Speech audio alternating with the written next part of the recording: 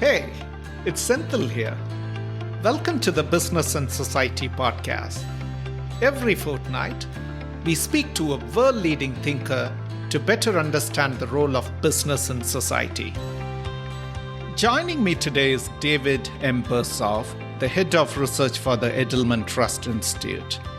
As the Institute's chief trust scientist, David ensures the quality, integrity, and scientific value of all of Edelman's trust-oriented research, which includes the annual Trust Barometer, as well as yearly topical studies examining issues such as climate change, trust in the healthcare system, trust in the workplace, trust in brands, and racial justice.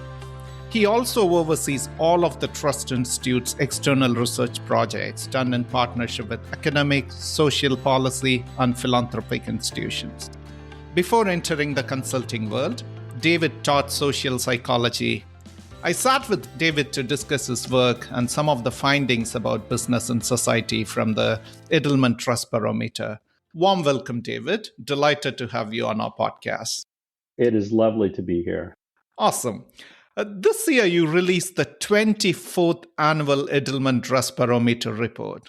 2 decades is a long time. Why does the Edelman Trust Institute measure trust in institutions such as businesses? How did it all start? Well, it is important to study trust, not only because it's the foundation of all relationships that people have with each other, but relationships that people have with institutions. It's also an important aspect of communication and effective communication.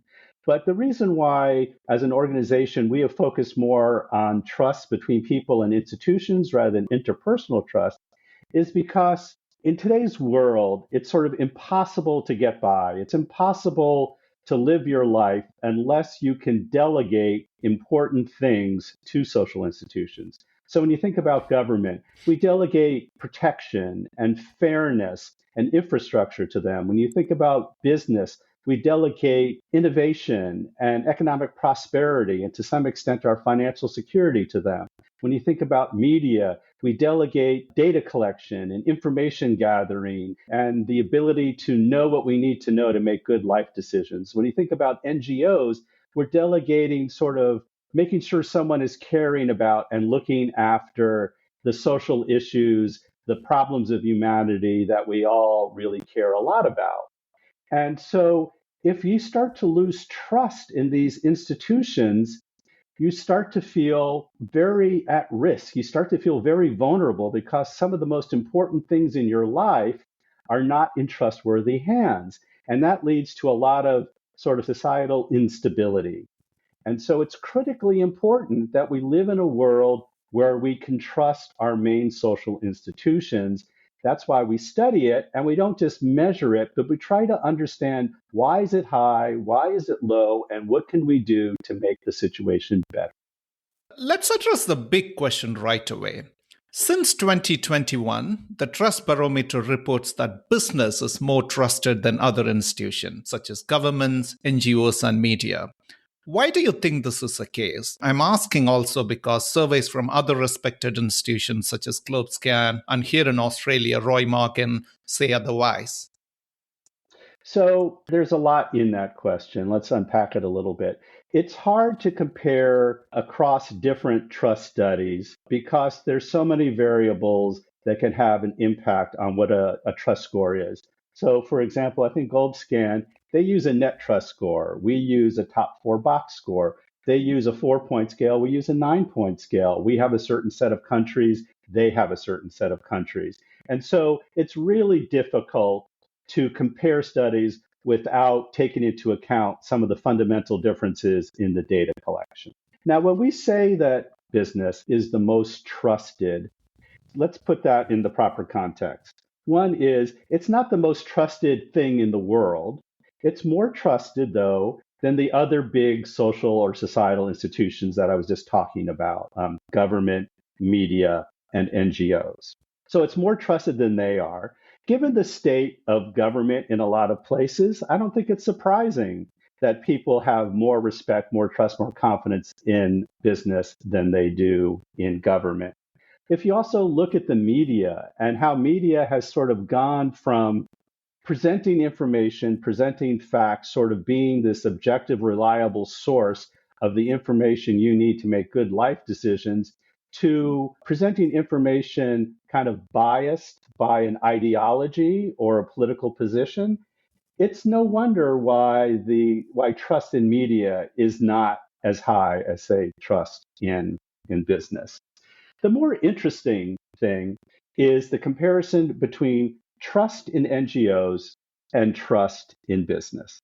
So we're seeing a lot of activity around business these days, especially around this idea of, to what degree does business have an obligation or a responsibility to sort of weigh in on social issues, to engage on social issues, to be sort of more of an active member of society beyond just what their business is. That, I think, is pretty clear.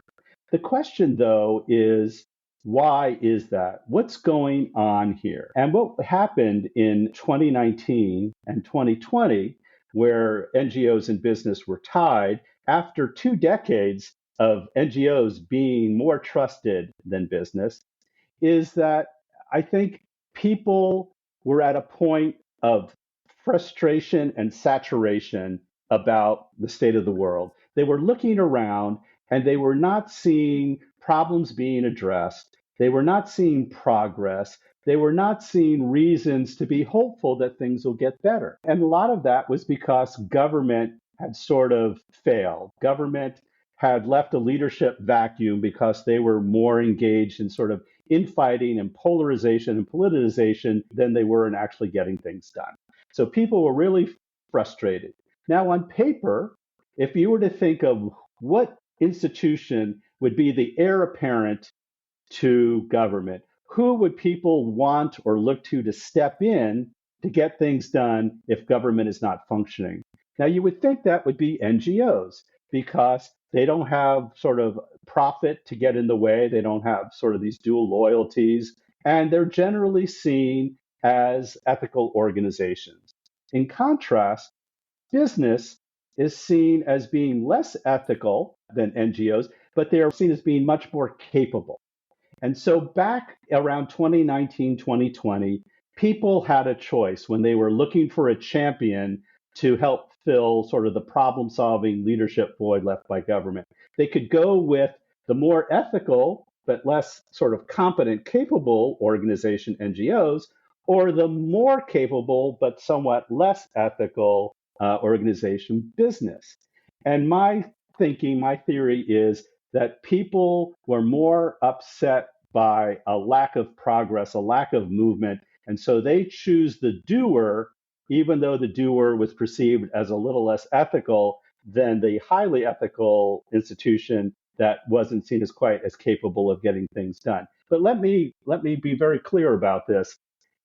Business is not the hero of this story. Business is the anti-hero of this story. They're not John Wayne riding in to save the small town.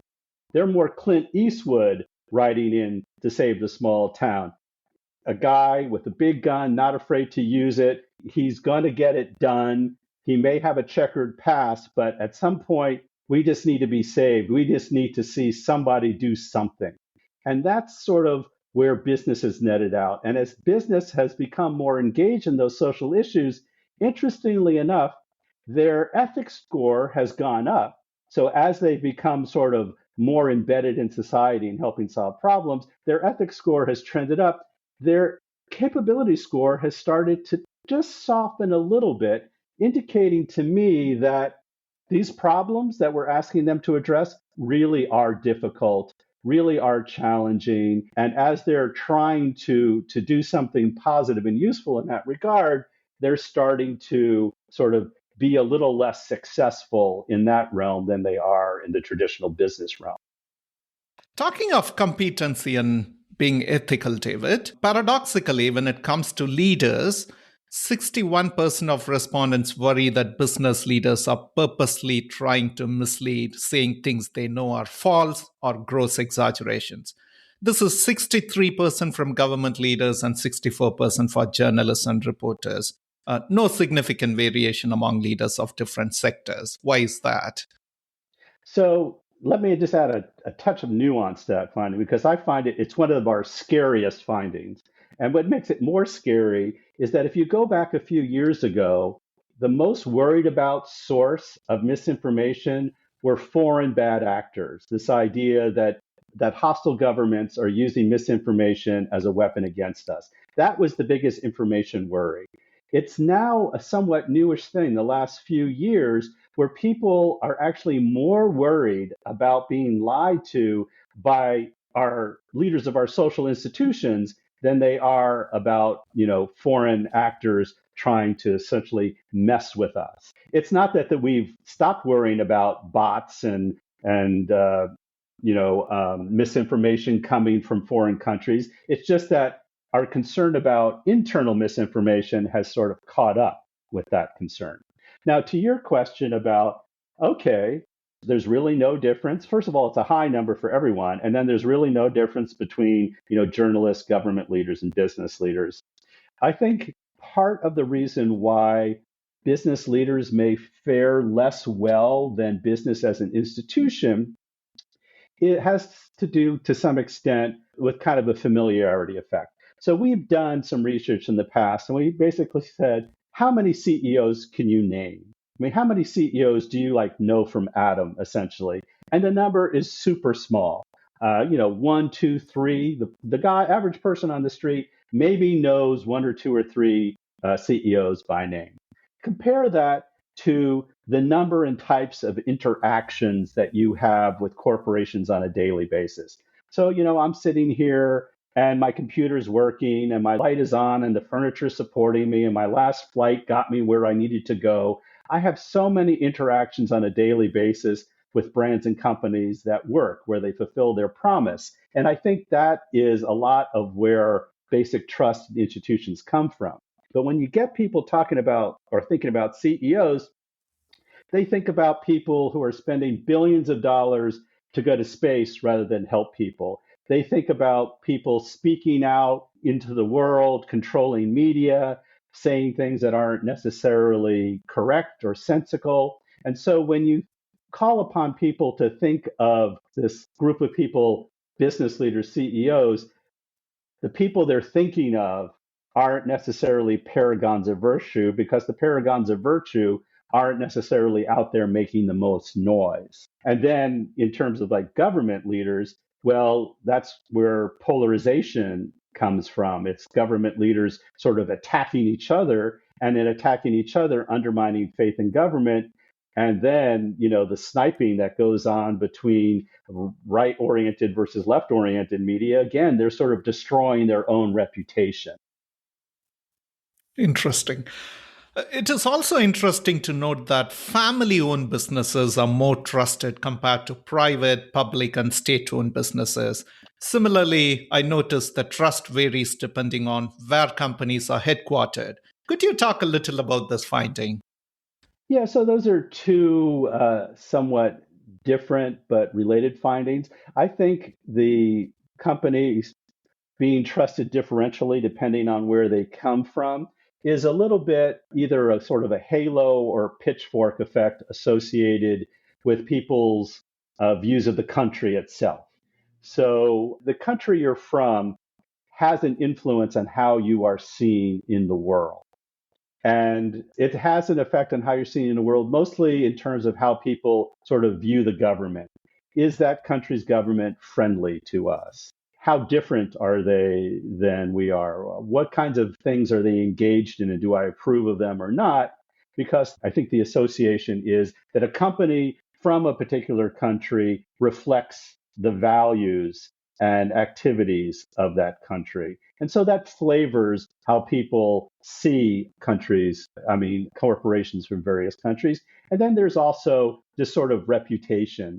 So companies from Germany, I believe, tend to do really well because people, when they think of Germany, they think of, precision and engineers and everything is just right and just so. And so a country like that is going to produce, more reliable brands. When it comes to different types of business, so you have, as you said, we have family business and publicly owned and state owned.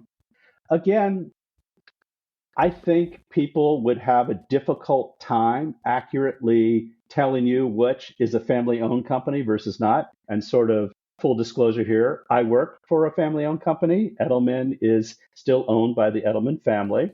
But I think what's going on there is that when you say the word family business, it sort of conjures this idea of there's an individual who's taking moral responsibility for their company. They know that anything that their company does is bad is going to reflect not only on them, but on their family name in this generation and future generations. I think they have this image of something that's more like a big family than a corporation. And those warm associations rub off on people being more likely to trust a family business. We sort of see something similar. You could ask people, do you trust big companies versus small businesses? People are more likely to trust small businesses than big companies, not because they do some sort of mathematical calculation and decide that big companies are less trustworthy, but they just associate sort of a different set of values, a different way of operating with a small business, same way that they associate a different way of doing business and operating with a family business versus a public company. Excellent. A follow-up question on the companies and the association with the countries they are headquartered. How was the trend like? Was it always the trend like people associate a specific company from the political structure of that country, or is it a recent phenomena that simply follows the protectionist tendencies that are rising in many parts of the world? I think, and this is just sort of my impression, but I think in the past, companies from certain geographies were viewed sort of based more on the stereotype you have of that country. So, the countries that used to be at the top of the list was Switzerland and Germany and Canada. I think the US used to enjoy a slightly better status in the world than it does now. But it was more about people associating the company with how they felt about or thought about the country, but less in terms of its political activity and just more in terms of, you think about this again, the Swiss, like the Germans, very accurate, very precise. Everything's got to be just so. So what they produce has to be, just so. I think it's a little bit more recent that perceptions of companies from different countries have been to some extent, I would contaminated isn't the right word, but influenced by nationalism. That the rise in nationalism in lots of different countries has led to sort of more negative views of other countries' companies. And then you also have a little bit more of, this sort of bipolar geopolitical situation. You have the Western democracy model and the Chinese model. And people who adhere to the Chinese model are more, favorable towards companies who follow that model. People who adhere towards more of the Western democratic model, again, you're going to see more favorable orientation towards companies from those countries. So I think it's always been, to some extent, based on kind of assumption and stereotyping, but now we have this whole nationalism, geopolitical strife sort of orientation layered on top of that. It's enlightening, David. So, again, according to the report, trust in governments is not encouraging. We briefly talked about that. But I was intrigued to see that the demand for business government partnership on innovation surged over the past decade. What's going on here? Do you see such partnership as a pathway for building trust in institutions? We talk about here at Edelman this idea that partnership is a tide that lifts all boats. People want to see sort of every combination of partnership there is among the four institutions. And to the extent that you're seen as being a good partner and as partnering and taking partnering seriously, that has an upward effect on trust levels. There's a strong relationship between being seen as someone who's willing to partner and that partners effectively and being trusted. And I do think, there's several possible explanations for that. One is that today's problems are so complicated, so challenging, so knotty that people sort of understand that one institution alone isn't going to be able to do it. That the only way forward is cooperation among institutions. That's the only way these big problems are going to be solved. And so people are sort of demanding that. The other thing I think about partnership is, you know, if you take an example, sort of like here in the US, if there is a piece of legislation or an initiative or a policy, and both Republicans and Democrats agree with it, that's like, wow, that's got to be the right thing because they disagree on everything. They have different, interests, different motives. But if they can agree that this is the right way forward, this is the best, that gives that path extra credibility. And I think there might be something similar here that, government and business, it's a little bit of the watched and the watcher, a little bit of the fox and the hen house. But if we can get business and government to agree that this is a good regulation, or this is a good way to distribute a new technology. If this is the right way to develop and innovate something, if they both agree that this is the right way forward and they're working together, that gives that more credibility. And we just see that institutions agreeing, working across institutional boundaries, that just makes whatever they come up with seem better than if it only came from one of the institutions, and certainly a lot better if it came from one institution and the other institution has negative things to say about it. What is the role of business in society according to your findings? Has it changed over the years? This is a question that I've been wrestling with, and maybe I can play out some of the logic here and even get your thoughts on that. So I think there's a couple of things that are clear. One thing is clear that business still has a responsibility for innovation, for prosperity, for growing wealth. Business has always had that responsibility. It still does, regardless of what else I'm about to say. And most people believe that. That's not a minority opinion. I think it's also true. I think people, again, across the board, could agree that business is under more pressure than ever before to sort of weigh in on societal issues, to get engaged in addressing societal issues, to sort of look beyond their own business and the health of their own business to the health of society.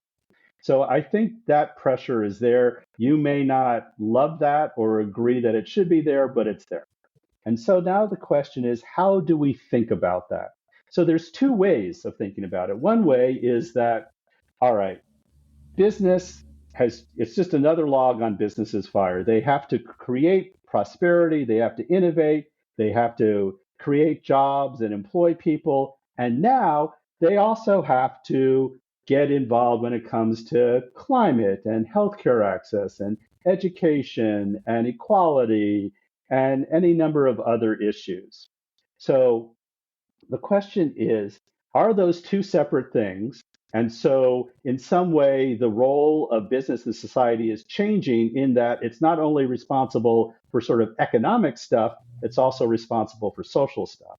The other way to think about it, and this is what I've been sort of toying with, is that the the pressure for greater engagement, the pressure to get more involved in social issues, is not something that exists apart from the expectation for economic prosperity and turning a profit and innovation, but it actually becomes a pathway to achieving that profit. So it's a difference between, do we think that business needs to do more in addition to making profits, or do we think that business needs to do more in order to make profits? So, in other words, this idea of being more engaged, that is what you need to do these days to be and have a successful business. Your goal is still the same: prosperity, profit, wealth creation. It's just that given the situation in society today, you can't get there unless you're seen as an organization that does those things. So it's not something that runs parallel to your main cause of your main activities. It's not a distraction. It's actually the road to success. And what's changed is not so much the role of business in society, but the road for business to achieve success in society based on the demands of the people that allow businesses to be successful: customers, employees, regulators, communities, investors. Such an interesting perspective, David. And I want to refer to your another report, Brand and Politics. And I quote a statement from the report: "The line between brands and the society they operate in has dissolved. Today, consumers are expressing their politics and their power through brand choices, contributing to a new normal that's opening brands up to exposure they cannot avoid." End of quote. Does this mean that society expects a brand to take a position on a political or societal issue? So again, there's a lot in your question. This should not be interpreted that brands are expected to take a stand on every issue. That is sort of a wrong-headed way to do this. In the early days, when this stuff was just sort of happening, I think brands and companies decided whether or not to weigh in on an issue depending on how much headline it was getting, how much visibility did the issue have. If everybody was talking about it, we better have something to say about it too. That was a recipe for disaster, and a lot of brands ended up getting burned because they ended up speaking out about things they had no business speaking out on, because they had no expertise, they had no standing, they had no stake in that issue. And so what we talk about is that I don't think there's a brand that doesn't have some sort of obligation, responsibility, or expectation to weigh in on some issues. There's no brand that needs to weigh in on all the issues. And the art is understanding which issues you have a certain obligation or responsibility to weigh in on. In that same report, we talk about permission space. And permission space is sort of defined by how you position yourself in the market, the kinds of values you associate yourself with, what is important to your stakeholders, and what's going on in the world. Those are sort of the considerations that help you define those issues that you should weigh in on versus those issues you should probably avoid. So that's one aspect of it. It's not about all issues, it's about certain issues. The other dividing line is between sort of social issues and political issues. Now, the tricky thing there is no objective definition of what makes something a social issue versus a political issue. Sometimes a very benign issue becomes politicized. So I use the example of Cracker Barrel, which put meatless sausage on its menu. Should be a very easy, straightforward business decision. We need to sort of broaden our offerings so that we appeal to more people. But people saw that as a woke act, as caving into a liberal agenda. So a simple thing like adding sausage to a menu suddenly became a political issue. You would have no way of necessarily foreseeing that. So it's very difficult to differentiate a social issue from a political issue, but people are very clear that they don't want businesses engaged in politics. They want businesses engaged in addressing social issues. And so you control what you can control. And what you can control is sort of how you engage. You stay on the right side of the social versus political divide by certainly not adopting a party affiliation or endorsing or giving money to one candidate or another. That's clearly a political issue. But the art, again, is how do you weigh in on a politicized issue in a non-political way? And that's all about going back to your values, going back to the purpose of the organization. How do you sell yourself or how do you present yourself to the world, and what do your stakeholders care about? And if you have a history of weighing in on issues that reflect or are oriented towards your values, or are a direct result of the business you're in, or are very important to the people that allow your businesses to be successful, if you do that consistently over time, some of the issues you may weigh in are politicized, others won't be. But that consistency over time makes it more difficult for people to paint what you're doing as a political action, as jumping on a bandwagon, as being opportunistic. It's all about consistent values driven behavior over time. That is your best defense against being politicized in a world where you can't avoid getting involved or addressing these issues. On that subject, David, you recently co authored a fascinating article in Harvard Business Review titled How Companies Should Weigh In on a Controversy. Many institutions struggle in this space, engaging with societal issues, especially in a time of political polarization, war, and geopolitical conflicts. Can you please share the central idea of that article and your advice to leaders?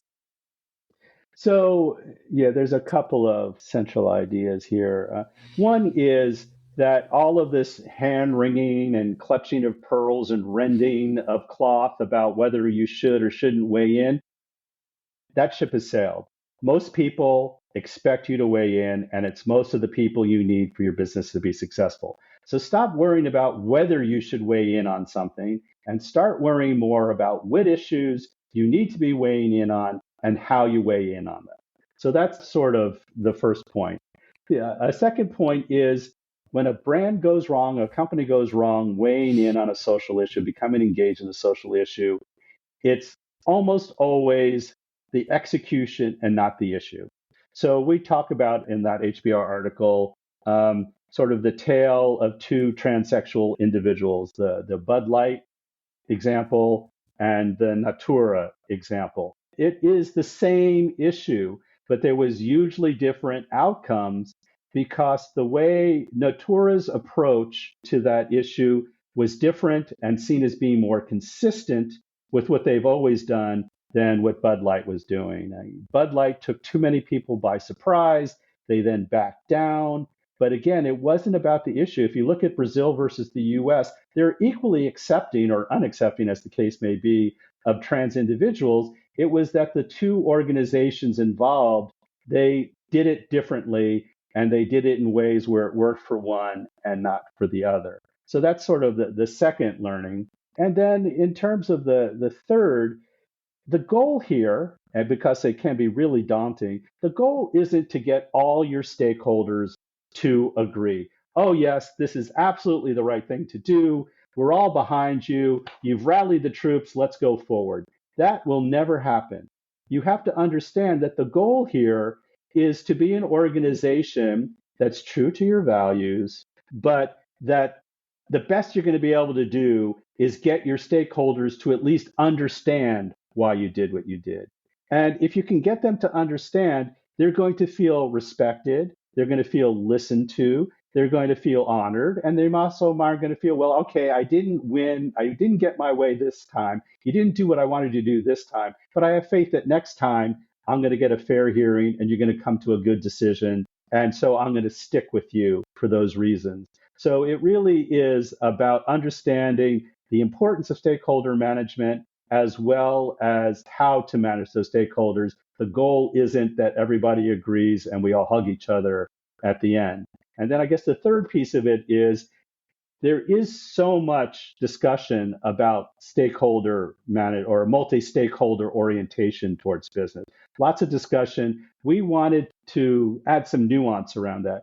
Certainly, it's incredibly important what your stakeholders want, but you can't be a stakeholder driven organization to the extent that you have no moral core, no center, nothing for people to react to.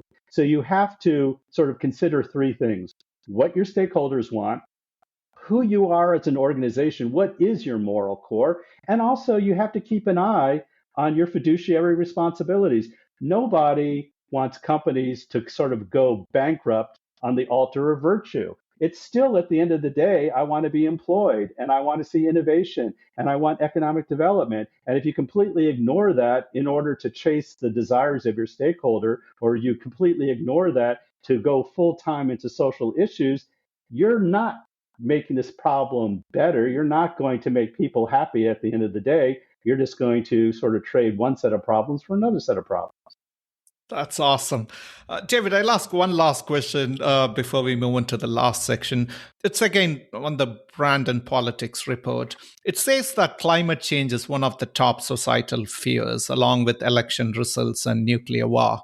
But when it comes to the brands consumers buy or use, things like value for money, quality, or customer service take precedence, not climate change. Why is that?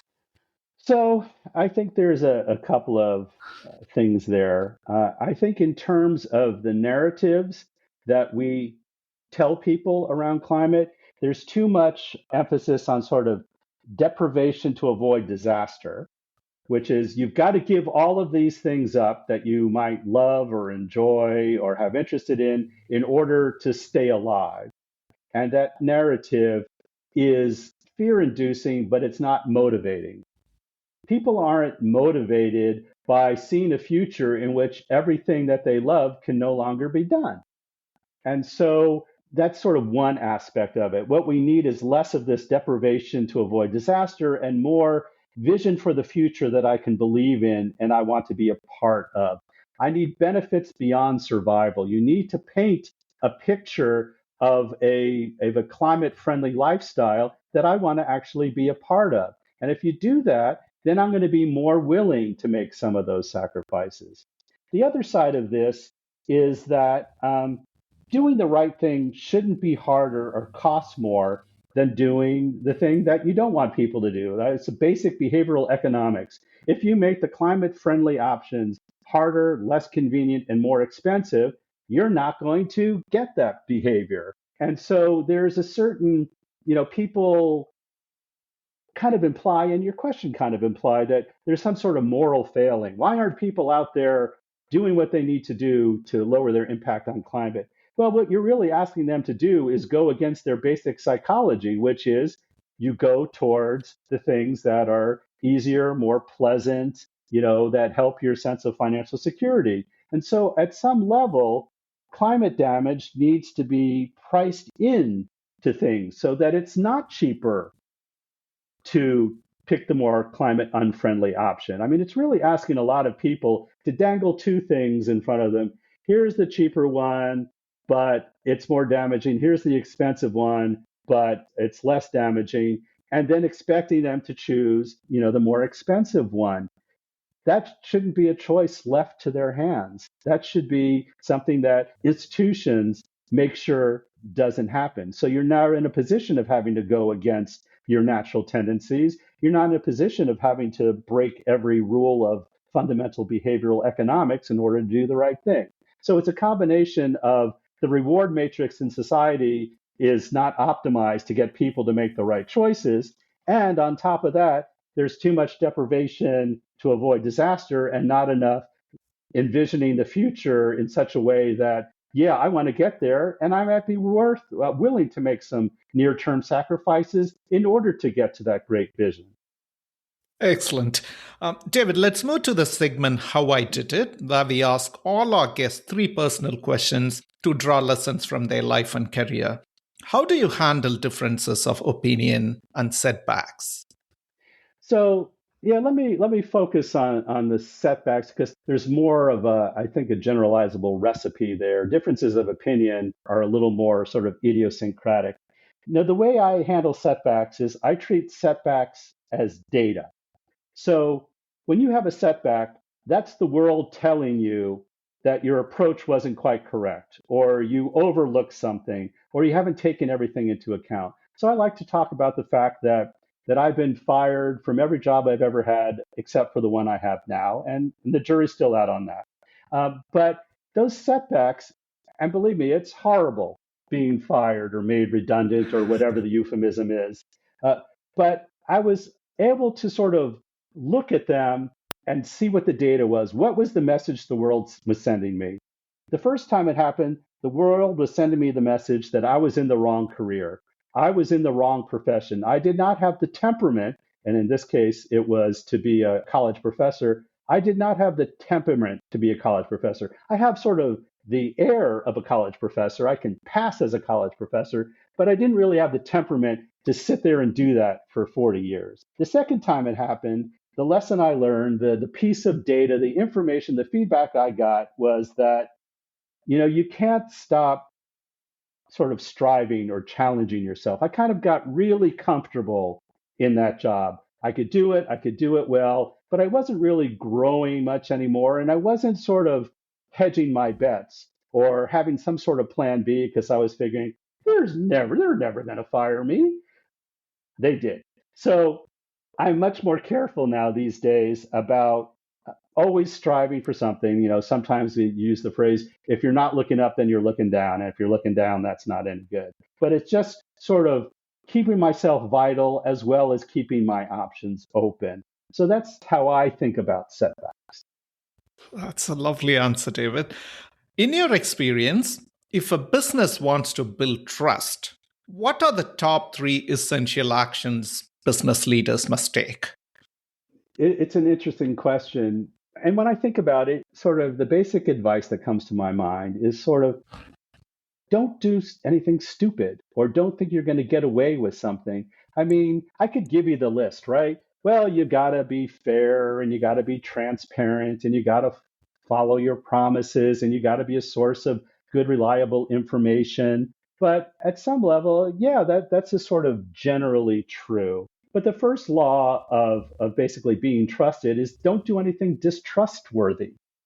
The second law, which is a little meatier and what might be, I think, a little more helpful to the audience, is that asking yourself, how can I get people to trust me, is the wrong question. It's a question that's asked a lot. It's the wrong question. The right question is, how do I make people feel like I trust them?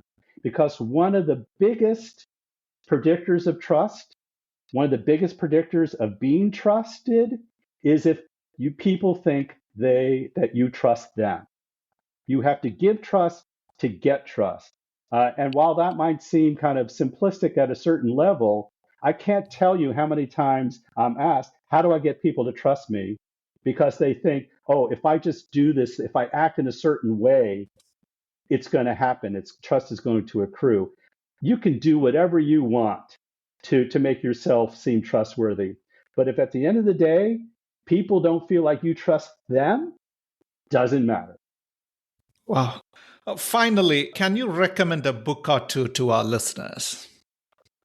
So the book question, the infamous book question, I have to be really honest.